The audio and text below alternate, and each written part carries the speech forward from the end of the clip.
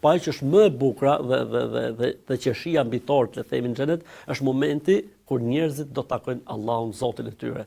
Domethënë, nuk ka gjë më të bukur, siç e thot vetë pejgamberi sa dhe siç e ka thënë Kur'ani, lilladhina ahsanu al-husna wa ziyada.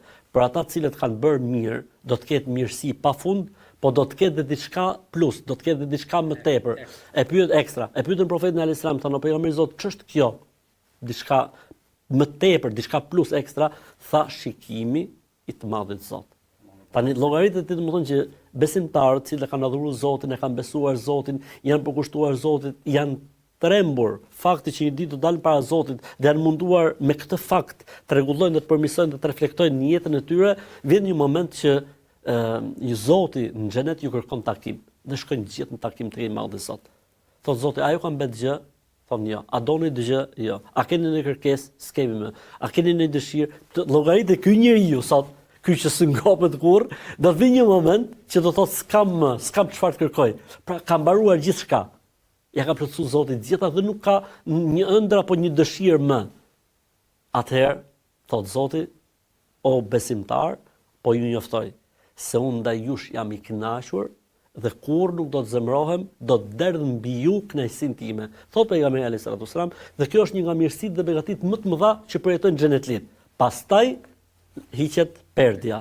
Në momentin që hiqet perdja, ata do shohin Allahun xhel xhelalu, do shohin fytyrën e Zotit dhe nuk do të ketë mirësi dhe bekim më të madh për xhenetlit sa ky moment kur do shohin Allahun xhel xhelalu. E ke parasysh ne në këtë botë shohim një ujëvar, shohim një lulishte, shohim një peizazh, shohim një natyrë të qetë, shohim një lule dhe çlodhet njeriu, shplodhet edhe fiton energji.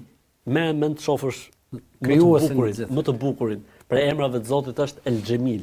Pra çdo bukuri që mund të ekzistojë apo mund të imagjinohet është e krijuar nga i madhi Zot. Ti tani do të kesh një raport që të më të bukurin, më të mirin, më të përsosurin, më të lavdruarin, më të lartësuarin, do ta shohësh me sy të ballit. Normalisht me sy që kanë parametra dhe fuqi tjetër. Edhe kjo normalisht do të jetë mirësia dhe begatia më e madhe që do të përjetojnë banorët e xhenetit. E rëndësishme është që njeriu këto gjëra ti besojë që është në jetën e kësaj bote dhe të rregullojë jetën e tij në raport me këto gjëra që është në jetën e kësaj bote dhe padyshim që muaji Ramazan është një moment që njeriu e lidh me një nga momentet më të bukura të botës, që është Babu Rayyan, pra një portë e madhe nga portat e parajsës, e ka emrin porta e shuarjes. Domethënë aty do të futen agjëruesit, ata që kanë dhënë hakun e agjërimit, ata që janë përkushtuar në agjërim, ata që janë munduar ta ruajnë agjërimin e tyre, ata kanë një portë që futen vetëm ata, dhe kur mos ketë më agjërues mbyllet kjo porta dhe hapen portat e tjera.